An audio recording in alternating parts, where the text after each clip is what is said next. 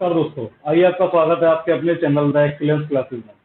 पिछली 3 वीडियोज में हमने हाइट एंड डिस्टेंस के फॉर्मूलेज और उनकी क्वेश्चंस के बारे में बात की थी। आज हम उसी को कंटिन्यू करते हैं, क्वेश्चन और सॉल्व करते हैं जो कि आपके एग्जाम्स में आए हुए हैं पहले।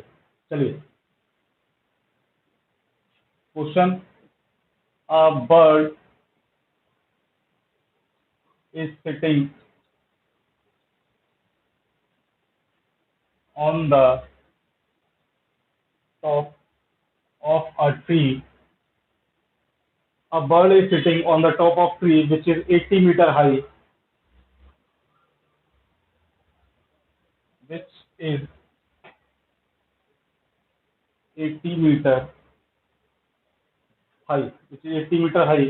The angle of elevation of the bird from the ground, the angle of elevation,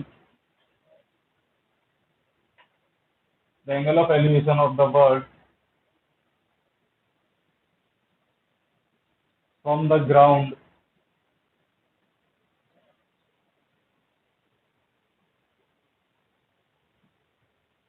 is 45 degrees. The angle of elevation of the bird from the ground is 45 degrees. The bird flies away from the point. The bird flies away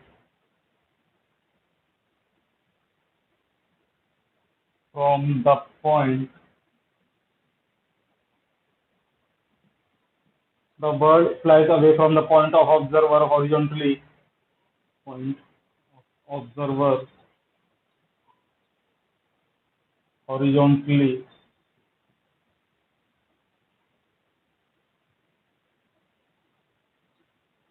Observer horizontally and remains at a constant height. And remains at a constant height. And remains at a constant height. After 2 seconds, the angle of elevation. After 2 seconds, the angle of elevation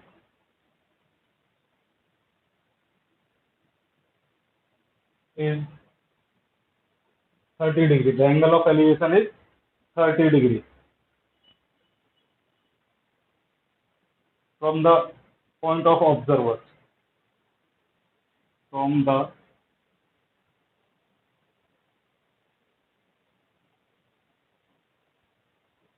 point of observer.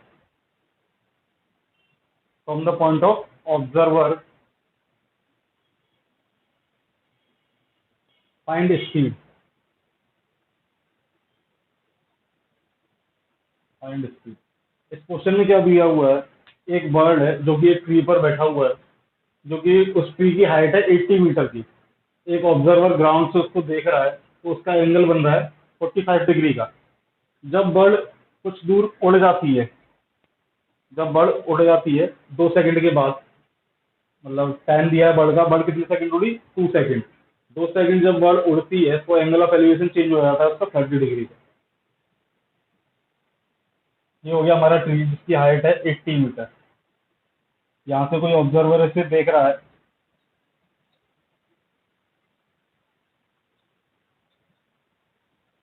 तो angle बन रहा है उसका 45 degree का।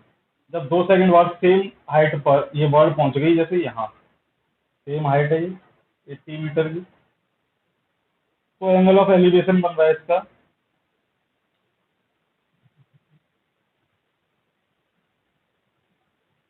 30 degree का।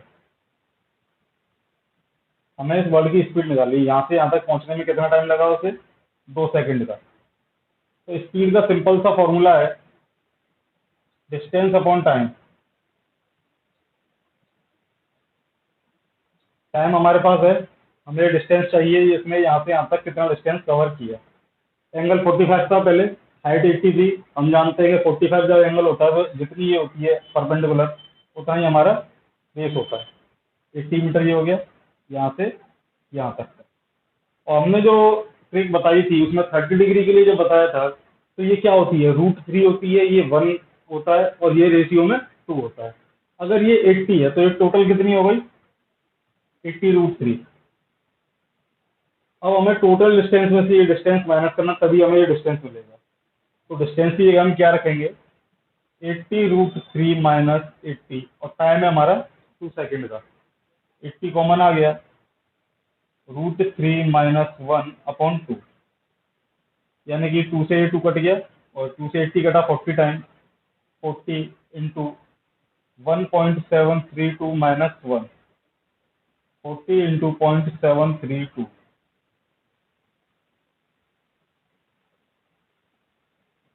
आपका answer आ गया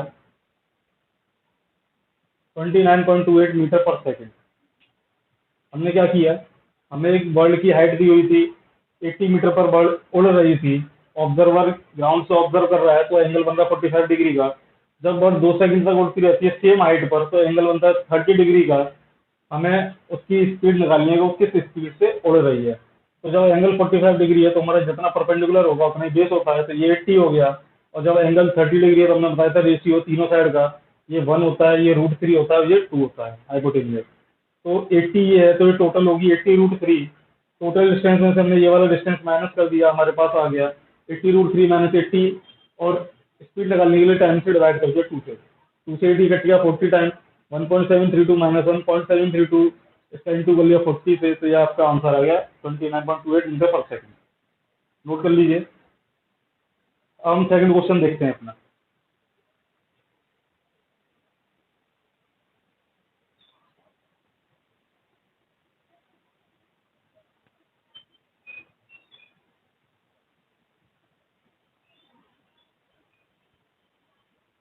second question है हमारा, if the angle of elevation of a balloon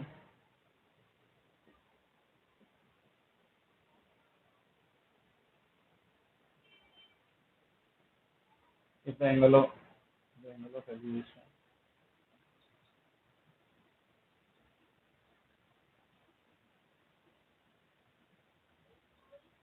if the angle of elevation of the balloon from two consecutive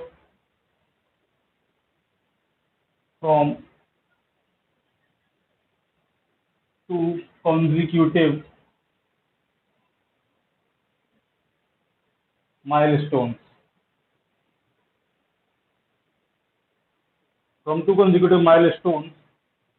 along a road are 30 degree and 60 degree.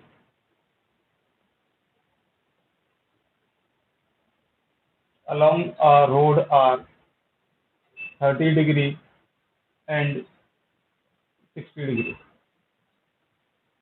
Then the height of the balloon above the ground will be. Then the height of the balloon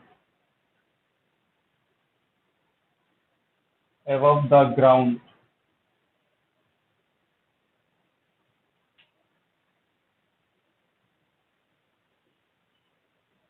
will be. हमें question में क्या दिया हुआ है, एक balloon है जो ground से ऊपर उड़ रहा है, जो ऑब्जर्वर है वो 2 माइलस्टोन, यानी कि जो माइलस्टोन आप समझिए, जब आप रोड पर ट्रेवल करते हैं तो बीच में ये लिखा रहता है कि ये सिटी इतनी दूर है, ये सिटी इतनी दूर, उनको कहते हैं माइलस्टोन। तो एक माइलस्टोन से देखने पर एंगल बन रहा है 30 डिग्री का और दूसरे माइलस्टोन से देखने पर एंगल बन रहा है 60 डिग्री का। हमें उसकी बैलून की हाइट निकालनी है, वो कितनी हाइट पर बैलून उड़ रहा है। देखिए यहाँ आपका बैलून उड़ रहा है,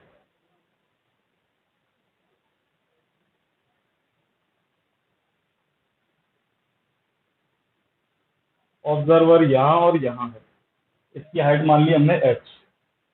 ये एंगल बना हमारा 60 डिग्री का, ये एंगल बना हमारा 30 डिग्री। अब एक बात समझने वाली ये है कि वो कह रहा है कंसेक्यूटिव माइलस्टोन्स है, मतलब उन दोनों माइलस्टोन्स के बीच का अंतर कितना है, 1 किलोमीटर का। ये समझने वाली बात है। कंसेक्यूटिव माइलस्टोन्स यानी कंसेक्यूटिव नंबर जो होते हैं हमारे, अगर कंसेक्यूटिव बोल रहा है सिंपल तो एक से बड़ा दूसरा, अगर कंसेक्यूटिव ऑड बोलता तो एक छोड़ के होता, कंसेक्यूटिव इवन बोलता तब भी एक छोड़ के होता। कंसेक्यूटिव जैसे आप समझिए 3 के बाद 4 या 4 के बाद 5, तो कंसेक्यूटिव इन दोनों के बीच का डिफरेंस कितना है, 1 किलोमीटर। हमें ये हाइट फाइंड करनी है। हमने एक फॉर्मूला बताया था आपको, D = H cot theta one minus cot theta two. D हमें दिया है यहाँ 1 किलोमीटर, एच हमें फाइंड करना है कॉट थीटा वन यानी कि cot 30 degree minus cot 60 degree. H √3 minus 1/√3, यहाँ 1 चल रहा है।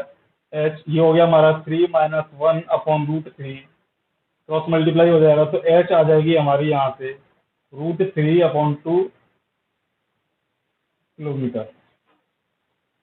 ये हमारी इसकी हाइट आ गई। ठीक फ्रेंड्स, अगर मीटर में दे रखा है तो मीटर में आएगा, किलोमीटर में दे रखा है डिस्टेंस तो किलोमीटर में आएगा। आप इसे नोट कर लीजिए, फिर हम दूसरा नेक्स्ट क्वेश्चन देखते हैं।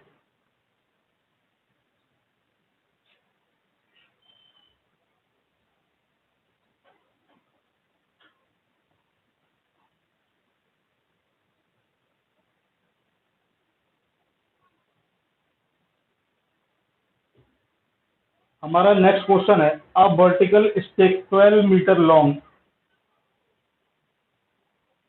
अ vertical stick 12 metre long cast a shadow cast a shadow of 8 centimeter long, 12 centimeter, cast a shadow of 8 centimeter long on the ground, on the ground at the same time,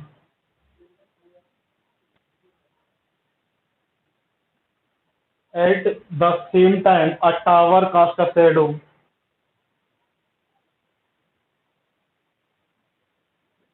a tower cast a shadow of 40 meter long, 40 meter long on the ground, on the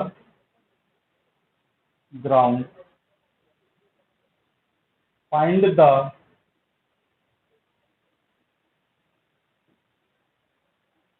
height of the tower.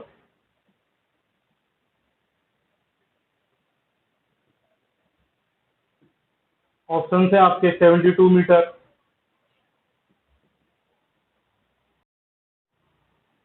65 metre and D 70 metre. Question है, एक vertical stick यानी कि एक stick है जो vertical रखी हुई है, उसकी जो परछाई है, स्टिक की लंबाई 12 सेंटीमीटर दी हुई है, परछाई पड़ रही है, उसकी परछाई की जो लंबाई है वो है 8 सेंटीमीटर। उसी टाइम पर, सेम टाइम पर एक टावर है जिसकी परछाई पड़ रही है 40 मीटर लंबी। हमें उस टावर की हाइट निकालनी है। तो इस क्वेश्चन को हम इजिली सॉल्व कर सकते हैं रेशियो प्रोपोर्शनल रूल से।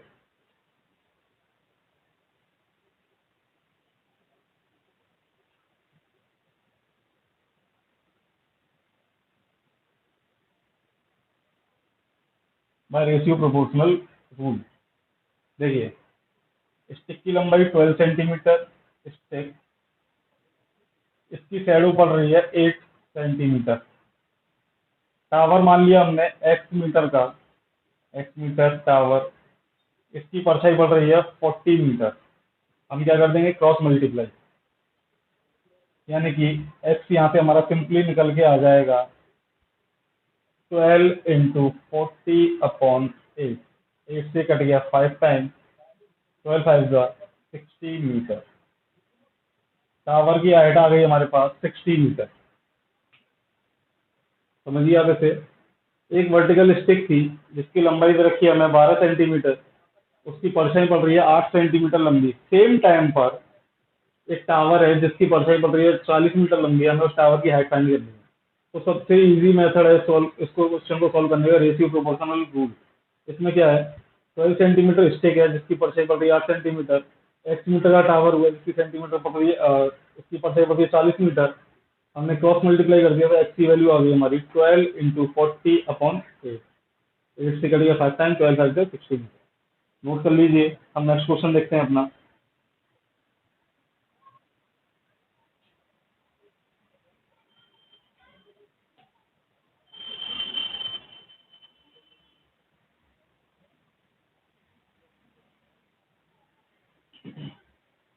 A pole stand vertically. A pole stand. A pole stand vertically inside a scalene triangular park. Inside a scalene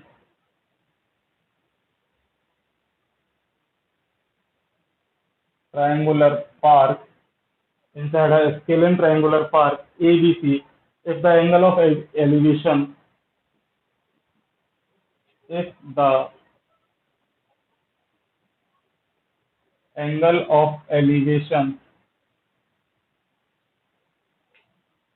if the angle of elevation of the top of the pole, of the top of the pole, if the angle of elevation of the top of the pole from each corner of the park, from each corner of the park is same, is same, then in triangle ABC, then in triangle ABC, the foot of the pole,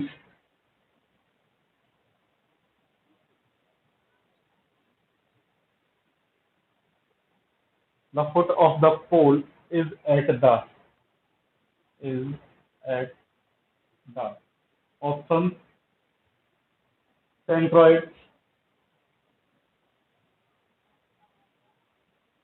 B circumcenter,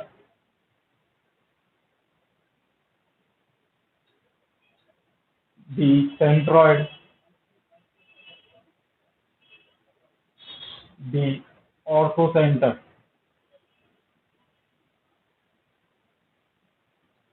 question समझ लीजिए। Question है एक scalene triangular shape का एक park है। Scalene triangle क्या होता है?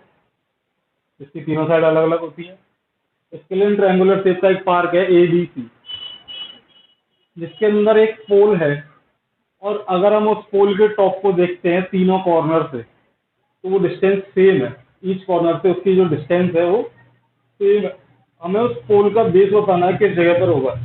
सेंट्रॉइड पर होगा, सर्कम सेंटर पर होगा, सेंट्रॉइड पर, सॉरी, इन सेंटर।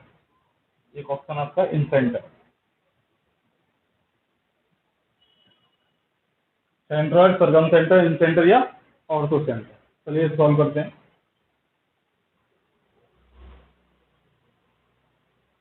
ये हमारा ट्रायंगुलर शेप का पार्क हो गया। ठीक, यहाँ से ये पोल मान लिया हमने, या हम आपको 2D में ड्रॉ नहीं कर सकते हैं। यहाँ से, यहाँ से और यहाँ से, ये सेम डिस्टेंस पर,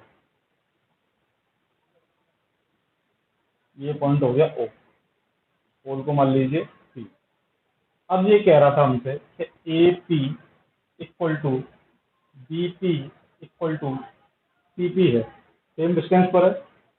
और ये जो पोल है, ये रेडियस इन सेंटर, जब हम सर्कल बनाएंगे सर्कम सेंटर, यानी कि ओ ए, ये पॉसिबल कब है? जब O A equal to O B equal to O C. ये केवल एक ही कंडीशन है पॉसिबल है, जब ये तीनों पॉइंट इस पॉइंट से सेम डिस्टेंस पर होंगे। तो इसका आंसर हो गया आपका सर्कम सेंटर। सर्कम सेंटर पर जब ये पोल होगा, तो जब हम इसके टॉप को देखेंगे तीनों पॉइंट से सेम डिस्टेंस पर, ये लाई करेगा। इसका पोल जो बेस होगा, इसका पॉइंट बेस होगा सर्कम सेंटर पर। चलिए नेक्स्ट क्वेश्चन देखते हैं अपना।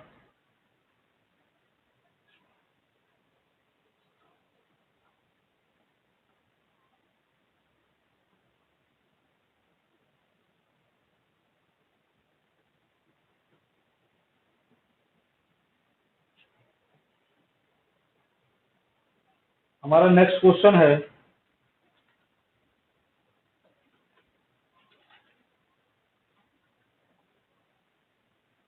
The top of a 50 metre high tower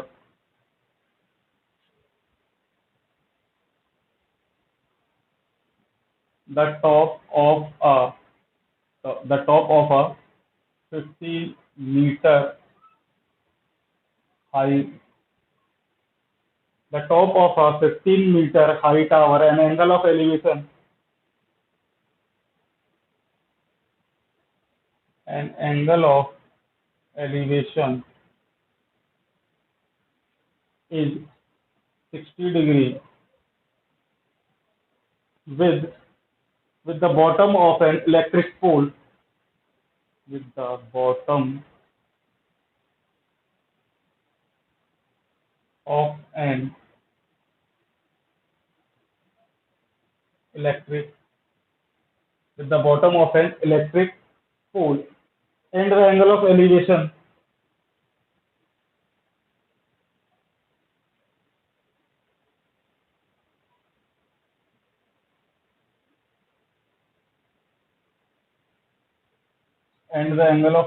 is 30 degree with the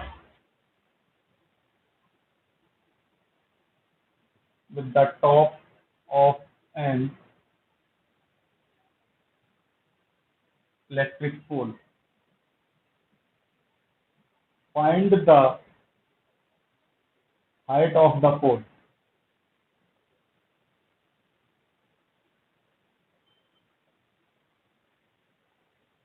मतलब एक टावर है 15 मीटर हाई जब और एक पोल इलेक्ट्रिक पोल है, जब हम उस इलेक्ट्रिक पोल के टॉप को देखते हैं तो एंगल बनता है हमारा 60 डिग्री का, और जब हम उसके बॉटम को देखते हैं तो एंगल बनता है हमारा 30 डिग्री का। सॉरी, जब हम बॉटम को देख रहे हैं तो एंगल बन रहा है 60 डिग्री का, और जब हम उसके टॉप को देख रहे हैं तो एंगल बन रहा है 30 डिग्री का। हमें उस पोल की हाइट फाइंड कर दी। ये हमारा टावर हो गया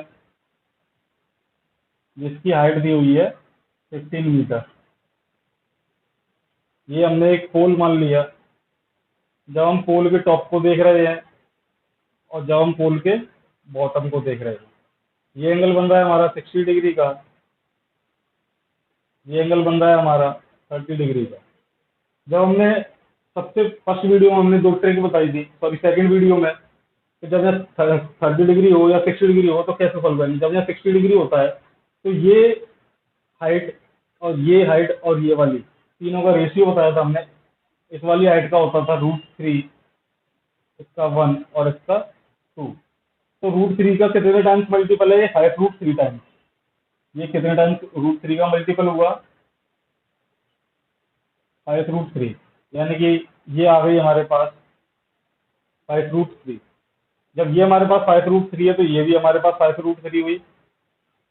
30 डिग्री के एंगल में हमने जो रेशियो बताया था वो बताया था इस साइड का √3। अब ये √3 का कितने टाइम्स मल्टीपल है? 5 टाइम्स। जब ये 5 टाइम्स मल्टीपल है, यानी कि ये वाला जो डिस्टेंस हुआ यहाँ से यहाँ तक का, ये हो गई हमारी 5। 15 में से 5 माइनस कर दीजिए, ये आ गई हमारी हाइट 10 मीटर की। एक बार फिर से एक्सप्लेन करते हैं, देखिए दोबारा से फिगर बना के दोबारा एक्सप्लेन करते हैं इसको।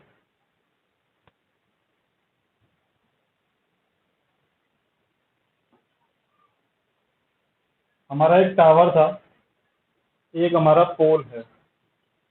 जब हम टावर से पोल के टॉप को देख रहे हैं और टावर से ही पोल के बॉटम को देख रहे हैं तो ये एंगल बन रहा है हमारा 60 डिग्री का, ये एंगल बन रहा है हमारा 30 डिग्री का। टावर की हाइट दी हुई है हमें 15 मीटर।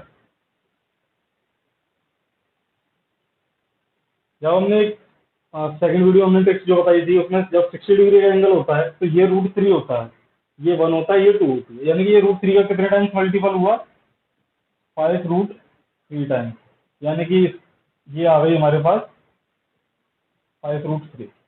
जब ये 5√3 है तो ये भी 5√3 हो गई, और 1030 में ये बेस होता था √3 टाइम्स, तो ये √3 का कितने टाइम्स मल्टीपल है? 5 टाइम्स, यानी कि ये 5 है तो ये 5 हो गई,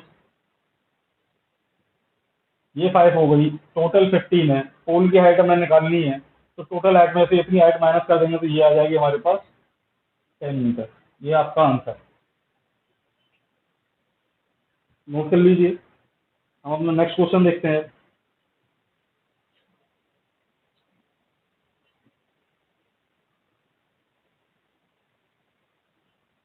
हाइट एंड डिस्टेंस के क्वेश्चन सॉल्व करने के लिए सबसे बड़ी बात होती है क्वेश्चन की लैंग्वेज को समझना। अगर आपने क्वेश्चन की लैंग्वेज को समझ लिया, फिगर एग्जैक्ट बना लिया, तो आपका आंसर सही हो जाएगा। अगर नहीं लगे गलत आ जाए। चलिए दोस्तों, आज के लिए बस इतना ही। अब मैं अपनी नेक्स्ट वीडियो में बात करेंगे इसके कुछ और क्वेश्चंस की जो आपके प्रीवियस ईयर्स के एग्जाम में आए हुए हैं। आज के लिए बस इतना ही। आपको वीडियो अच्छी लगी हो लाइक कीजिए, शेयर कीजिए और अपने फ्रेंड्स और सब्सक्राइब कीजिए और बेल आइकन को प्रेस करना ना भूलें। Thank you.